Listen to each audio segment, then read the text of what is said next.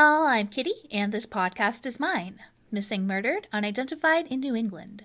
I cover cases from the New England states of Connecticut, Maine, Massachusetts, New Hampshire, Rhode Island, and Vermont.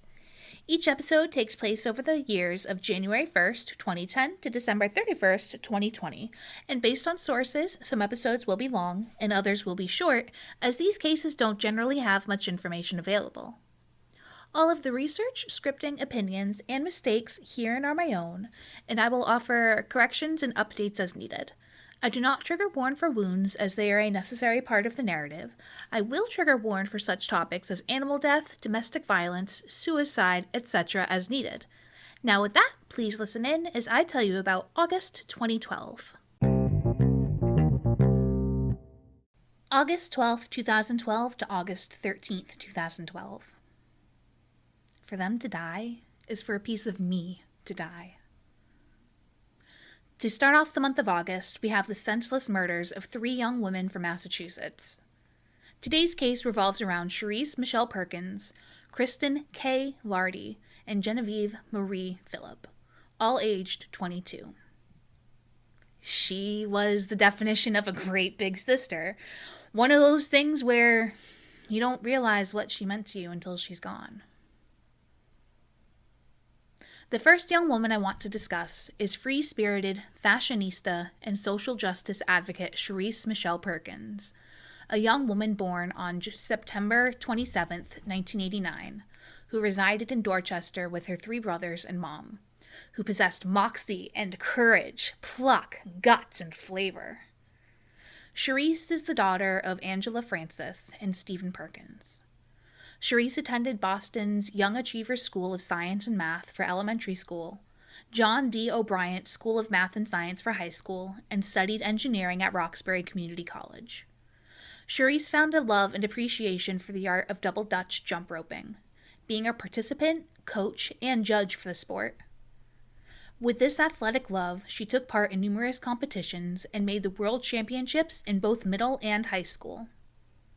Along with double Dutch, Sharrice was an all-around athlete who enjoyed taking part in cheerleading, basketball, and dance. Sharrice also worked with disabled children at a summer city program called Camp Joy. Sharrice was a hotel clerk and was finding a love for hospitality and diversity. I miss her silliness, her singing. Kae Lartey was a Hyde Park resident and the daughter of 2 pastors, both immigrants. Her mother Sonia was 14 when she came to America from Barbados, was a valedictorian of her graduating class of 1979, and was a Harvard Scholarship awardee who graduated in 1983. Sonia was in Africa on a scholarship when she met her husband Agabus. Agabus was the pastor of the Family Life Fellowship Church in Boston. Sadly, Sonia passed away in 2010 after a battle with cancer. A very devout young woman, Kae took part in all the church activities she could. Kae was hardworking and very loving.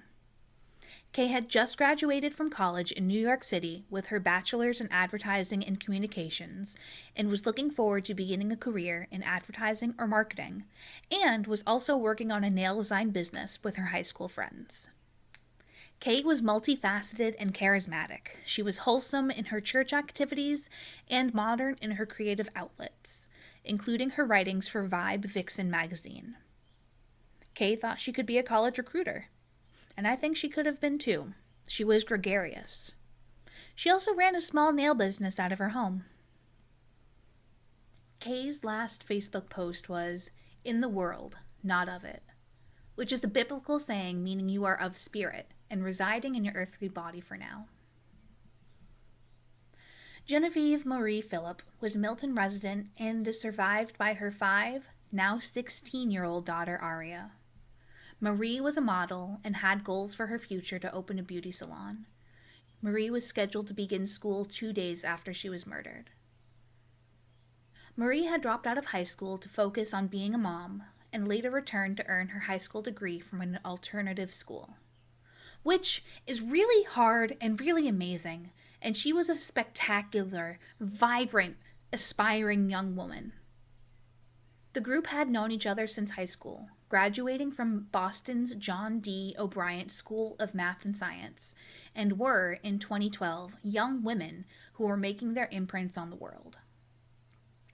On the night of August 12, 2012, the four friends, yes, four, were chilling, parked in a red sedan out front of Sharrice's house on Harlem Street in Dorchester, Mass. As the group sat innocently chatting about the adventure-packed day they had just had at the Dominican Festival in Shattuck Picnic Grove inside of Franklin Park, where more than 100 people also gathered, someone decided to ruin their night and their lives forever. As they sat, a lone gunman approached the car and fired into the windows. The evening of August 12, 2012, as Kae's dad was at a friend's house, he had a very strong urge to see Kae.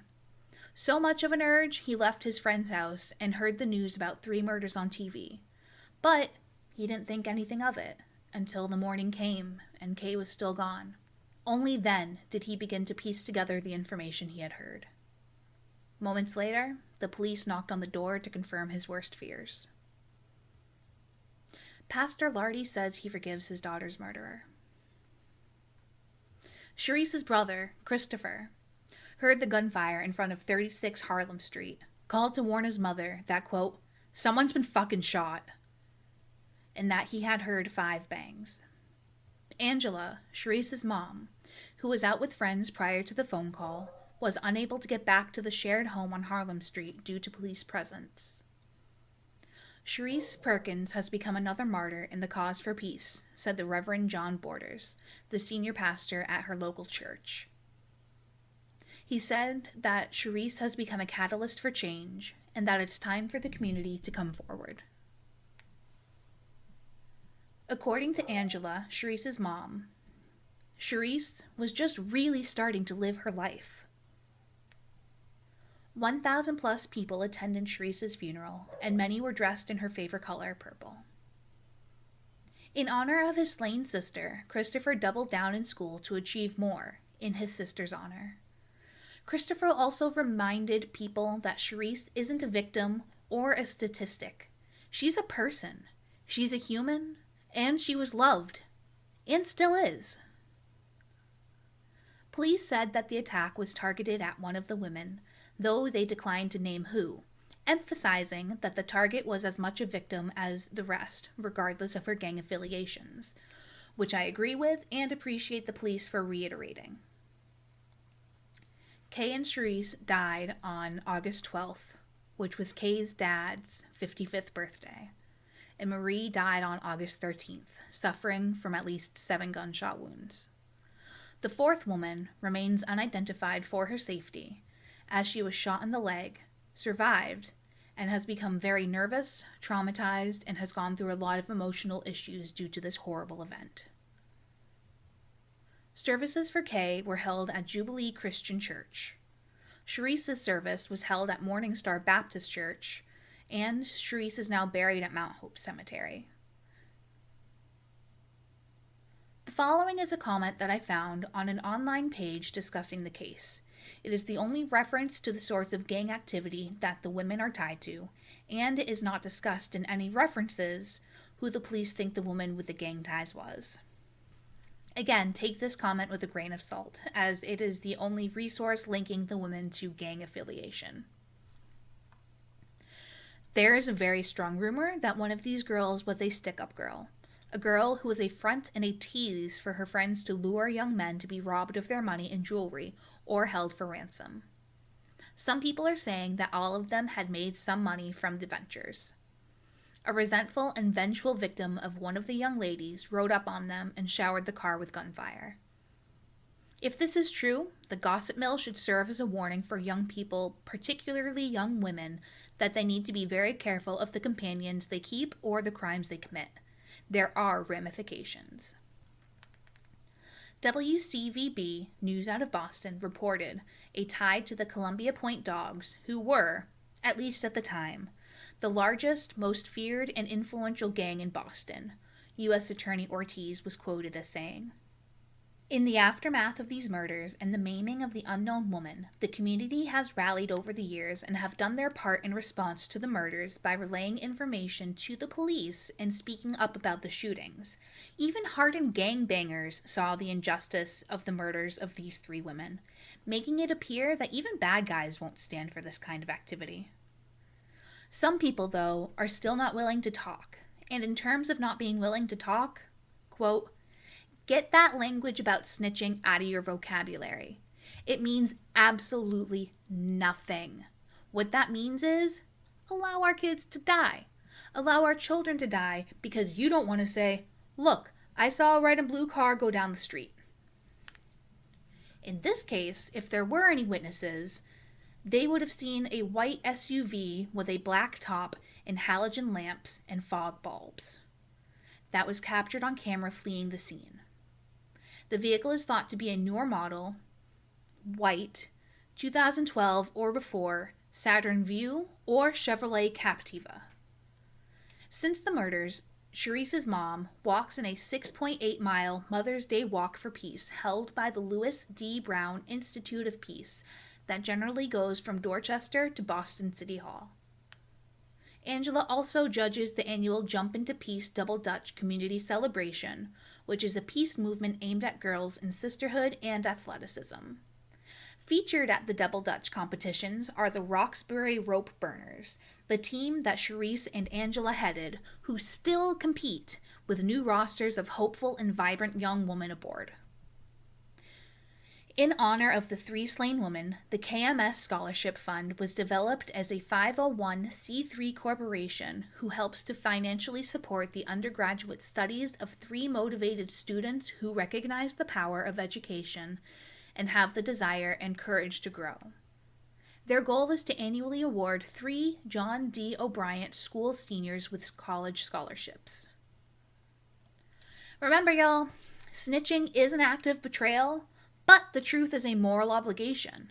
So if you know what happened to these or any of the other people I have covered, please expose the darkness and say their names by reaching out to 1-800-494-TIPS or 1-617-343-4470. August 12th, 2012. Not all the people I cover in these cases are documented to be good people. And this is one of those cases.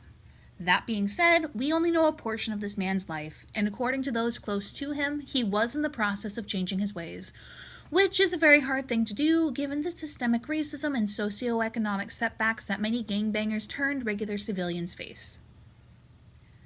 Jemald Allen, street name Natural, his 25-year-old nephew Roderick Allen, street name Rah Rah, and another man, Antoine Fields, street named Twix, stood accused of murdering Angelo Henderson, Jason Jenkins, and Anthony Williams, innocent people sitting in a minivan in 2004.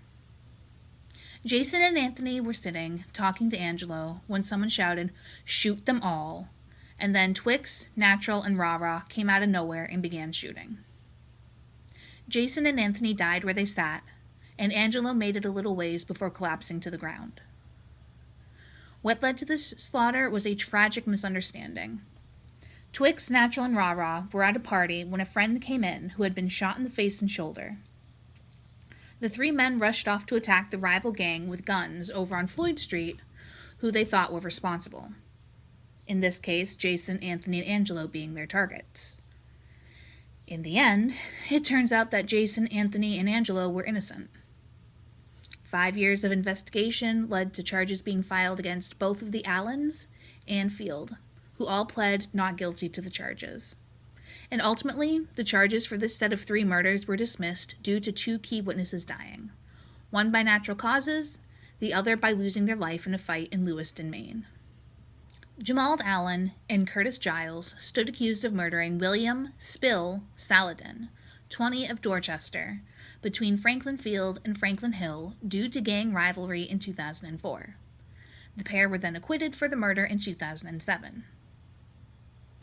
Also in 2007, Jemald stood accused of murdering a man by shooting him in the back of the head in the Franklin Hill projects. Jemald Allen was born on August 5, 1978, And on August 12, 2012, someone shot him multiple times and killed him at a party on Canterbury St in Roslindale, Mass. At 3 a.m. 2 others were shot as well, and one person drove themselves to the hospital. Significant ballistics evidence was obtained, but led to no arrests. The murder of Jemald is not thought to be tied to any past murder charges, and it is unsure if Jemald was the intended target that fateful evening. Someone who might have held answers to that question was Burrell Ramsey White, who was gunned down himself by police in a contested shooting prior to discussing the Canterbury St murder. Please call Roslindale PD at 1-617-343-4560 with any information. August 17, 2012. The bone of an adult human between the ages of 36 to 60 was discovered in the grass above a sand dune in Old Orchard Beach, Maine. No other information is available, and no comparisons have been made. Please call 1-207-624-7180 with any information. August 23, 2012. Until tonight, I didn't realize how many people he really knew and were involved in looking for him. Roy Gene Chittum is missing from Barrington, New Hampshire. Roy is 5'9" to 5'11" and 200 to 235 pounds. Was clean-shaven the last time he was seen, though he has gray hair and body hair with brown eyes. Roy disappeared when he was 52. He will be 63 this year. At the time Roy vanished, it was said he was experiencing personal issues, maybe distraught, and there is elevated concern for his safety. Roy was last seen walking away from his home in Barrington Mobile Home Estates, wearing a hat that says, quote, "American by birth, Marine by choice." Roy went missing in the vicinity of Stonehouse Pond, and the surrounding areas have been searched in the years since he disappeared by tracking and bloodhound dogs, as well as foot teams. Roy has a wife named Sheila and a son named Shane who attended Coe Brown Northwood Academy. Roy was a security person at Wentworth Douglas Hospital. Please call 1-603-664-7679 or 1-603-664-2700 with any information. August 31st, 2012. My sympathies for his loss to his family and friends. Only knew him when he was younger and living in Brockton as being a young boy with a lot of energy. And polite to me. I wish things had worked out better for him. DeAndre Townsend was born January 5th, 1992, was 21 and full of hopes and dreams. A loner, described as really sweet and really quiet, he would pass neighbors daily to buy snacks from the local convenience store. Shortly after 1 a.m., DeAndre was struck with a bullet on Southern Ave and ran a block to Ferndale Street in Dorchester, Mass. Before collapsing. Kiki, a neighbor of DeAndre's, said he fell to the ground, laying on the sidewalk with his eyes open, unmoving. DeAndre was taken to Boston Medical Center where he was pronounced deceased. In memorial, people left behind scented candles, bouquets of roses, empty bottles of Remy Martin champagne, and Hennessy cognac at the death scene. Please call 1-617-343-4470 with any information. If you have any questions, concerns, complaints, please email me at minepodcast@gmail.com. All one word, and mine is spelled with 2 M's, 2 I's, 1 N, 1 E. Please include what your message is about in the subject line. Later, y'all!